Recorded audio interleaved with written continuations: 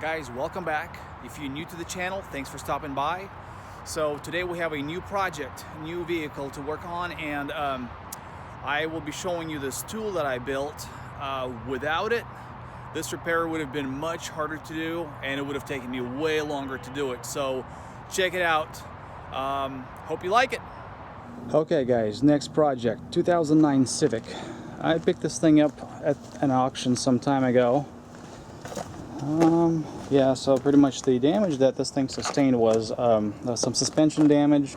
It was missing a fender and a front bumper cover. So, I mean, this stuff is straightforward. I wasn't going to make a video about literally bolting down a fender and putting on a bumper cover. It's pretty straightforward. And, you know, same goes for suspension. Now, I was able to find this fender same color as the car, which is nice. So this way I don't have to blend it, you know, blend the color out onto the door. And then same thing goes for the bumper cover. However, this bumper cover has some superficial scratches, so I think what I'm going to end up doing is sand down all the scratches, and then just re-clear the whole thing without applying any color. So this way, once again, I'll be preserving the original paint of the car, and you know, I don't have to blend the color out onto the fenders. So the next issue, I guess previous owner ran something down, probably hit a sign, or I don't know, whatever. There's damage to the roof. I dropped down the roof liner just a bit so I can kind of get at things. And the plan is, well, I got my new glass here just kind of sitting up on the roof. I'm going to use it to overlay the damaged area. This way I'll know exactly how far I got to come up on the roof. My son will be assisting me today with the glass. You can kind of see the gap. You see the roof line is lower. You can actually see through it. Now let's see, focus.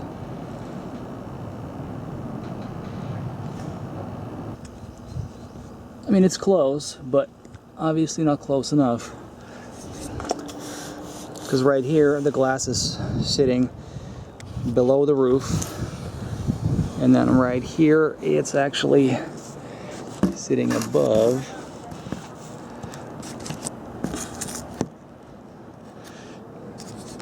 I know some of it is going to be this edge right here, but also, as I said, I can, if I look at a certain angle, I can see right through. I can see there's a, you know, a gap that's about maybe 1/4 of an inch right in there.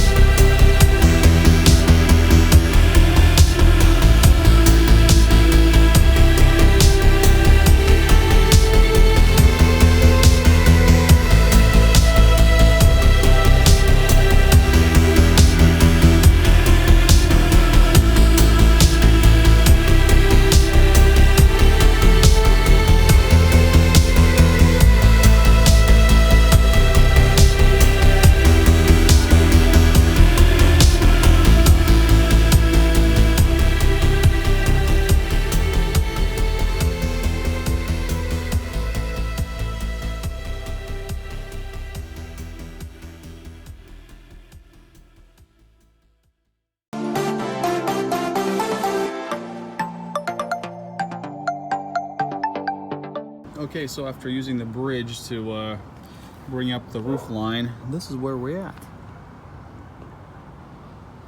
And it stays pretty consistent throughout the whole length of the windshield. So now, however, you can kind of see the imperfections right about here, because I was tapping in these areas to relieve some pressure along this way, because you gotta tap down the metal to to create vibrations in the metal, because that's gonna help the molecules within the steel to release pressure. So anyway, so I got some imperfections here, and there's more stuff going on all the way down. So I'm gonna bring all of this up. What I got right here is a grounding clamp. It's just a magnet with a grounding puck in the center.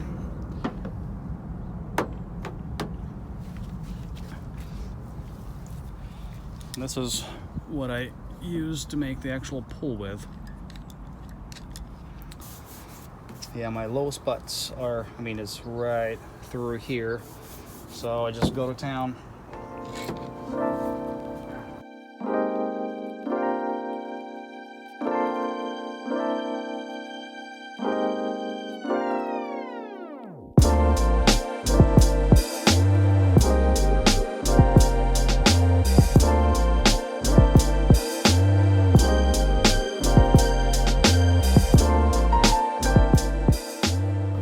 Let me tell you, this thing is awesome.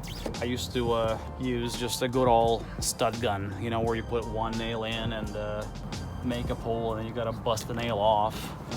And yeah, it was just a long, tedious process, and it sucked. So I sold that stud gun some time ago, and I haven't thought twice about it.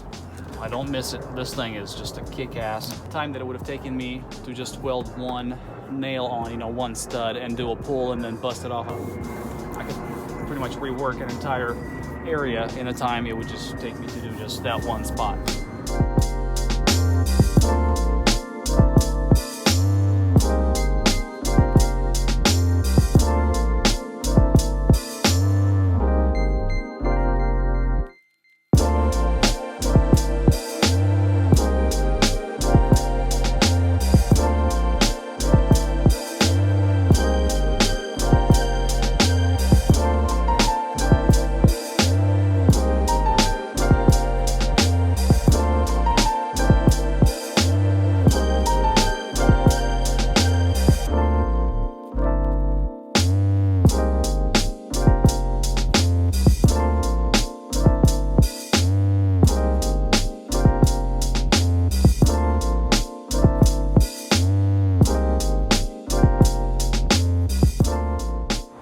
Thank you for sticking around. If you liked the video, hit that like button, subscribe button, and I'd love to hear what you guys think.